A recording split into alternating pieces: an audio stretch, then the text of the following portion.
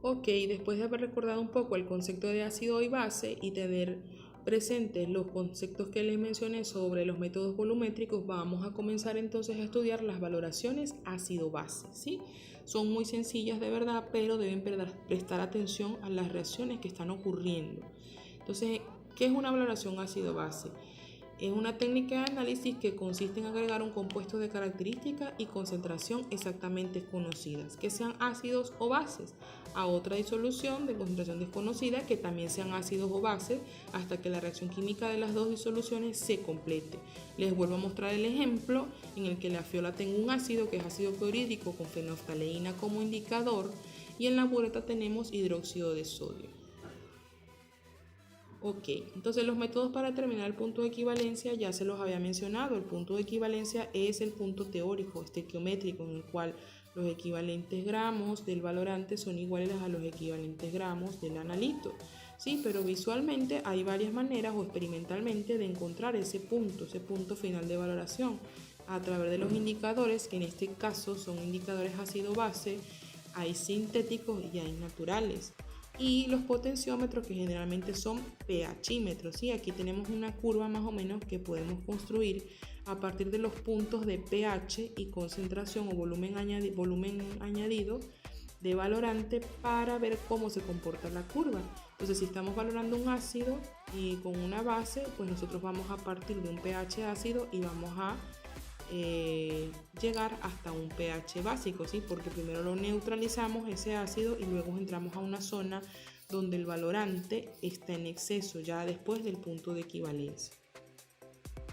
Es importante que conozcan esta teoría para que puedan comprender más adelante la construcción de curvas de valoración. Entonces, en los ácidos bases generalmente el cambio de color indica el punto final, que debe coincidir en su gran medida al punto de equivalencia de la titulación. Si les da un poco diferente, por ejemplo, si yo tengo que iba a gastar 50 mililitros, pero en el laboratorio gasté 51 mililitros, recuerden que ahí está implícito un error de valoración, porque realmente observamos el color o el cambio de color cuando ya se ha agotado todo el analito y el valorante está en exceso, ¿sí? Por eso es que cuando estamos cerca del punto de equivalencia debemos agregar el valorante gota a gota para que el exceso solamente sean gotas. Esto es una curva de titulación ácido fuerte, base fuerte, ¿sí? En el que comenzamos a valorar un ácido, por lo tanto el pH está por debajo de 14, y al agregar valorante vamos a obtener un pH más elevado, cercano a 14, que es característico de las sustancias básicas.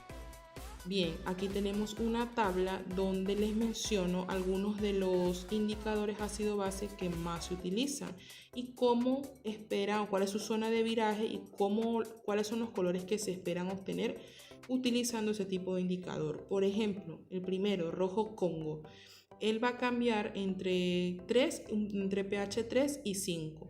¿Qué significan estos colores? Que en pH más bajo, por ejemplo en el pH de 3, él va a tener una coloración azul, mientras que cuando él pasa a pH 5 va a tener una coloración roja. Y así con todos los demás. La fenoftaleína, que es uno de los más utilizados, que me está diciendo que la zona de viraje es entre 8,2 y 10, ¿sí? Ese es el pH. Entonces, cuando él está en forma ácida, vamos a decirlo, por así decirlo, él está en color. Y cuando pasa a su forma básica, él se transforma en rosado fucsia.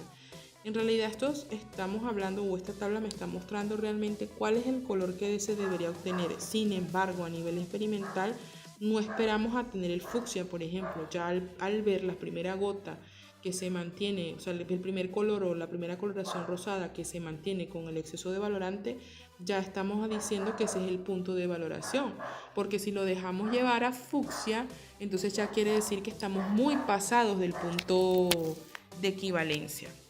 Entonces, en realidad esos colores son una referencia, pero no quiere decir que vamos a obtener realmente ese color tan oscuro, porque estaríamos en mucho exceso de valorante.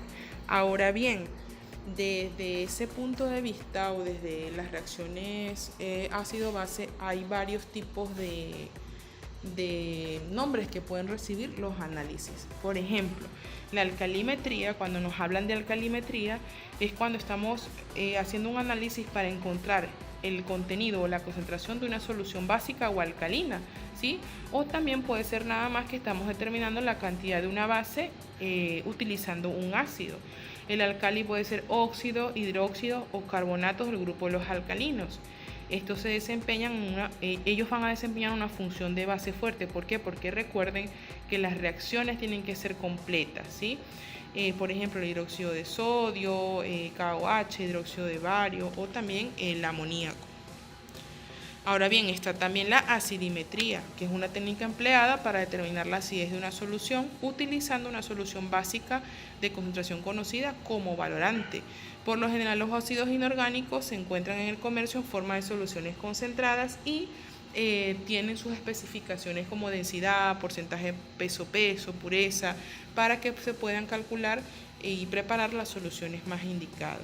A través de la acidimetría se valora, estandariza con la acidimetría se valora o estandariza una solución básica a través de un patrón primario. Así como hay patrones primarios básicos, hay patrones primarios ácidos, ¿sí? De manera que podamos calcular la normalidad exacta de ese valorante a través de dichos patrones primarios. Muchos analistas prefieren trabajar con soluciones de patrón primario. Esto es recomendable cuando uno está haciendo constantemente este tipo de análisis. Entonces, para no estar pesando a cada rato cantidades de patrón primario, pues yo preparo mis soluciones, las dejo preparadas y cuando vaya a hacer los análisis lo utilizo. Pero si no estamos haciendo valoraciones constantes, como es el caso de las prácticas que las hacemos 1 o 2 veces por semestre, pues no es rentable tener soluciones de patrones preparadas porque pues estamos desperdiciando básicamente los reactivos. Entonces, en nuestro caso vamos a trabajar directamente con los patrones primarios pesados. Se pesan, se diluyen con un poco de agua y se hace la valoración. Recuerden que ¿quién es el que me va a limitar la cantidad de valorante utilizado? Me lo va a limitar la cantidad de patrón primario que estemos utilizando, porque no es el valorante no va a reaccionar con el agua que yo le agregue a diluir. Es decir, yo puedo pesar 5 gramos de patrón primario y agregarle 10 litros de agua, pero igual el valorante va a reaccionar con la cantidad de soluto que yo utilicé, no va a reaccionar con el agua, porque el valorante se va a añadir hasta que se haya consumido todo el analito. Bien, entonces recordemos un poco cuál es la ecuación de normalidad, que ya yo se los mencioné al hacerle repaso de soluciones. La normalidad es el número de equivalentes gramos del soluto sobre litros de solución, mientras que los equivalentes gramos del soluto es la masa de ese soluto entre el peso equivalente. ¿Y el peso equivalente de quién depende? Del peso molecular y el número de equivalentes de la reacción, ¿sí? Si son ácidos es el número de hidrógenos, si son hidróxidos es el número de hidroxilos en la fórmula. Y esto es lo que yo les había comentado en la teoría de valoración, que en el punto de equivalencia, que es el teórico, tengo que el número de equivalentes de valorante es igual al número de equivalentes del analito. Cada número de equivalentes se calcula ¿con qué? Con la normalidad y su volumen, ¿sí? El volumen en litros, por supuesto. Y está la relación que les hablaba o que les mencioné anteriormente sobre el error de titulación, que es la diferencia entre el punto de equivalencia teórico y el punto final que nosotros observamos en el laboratorio.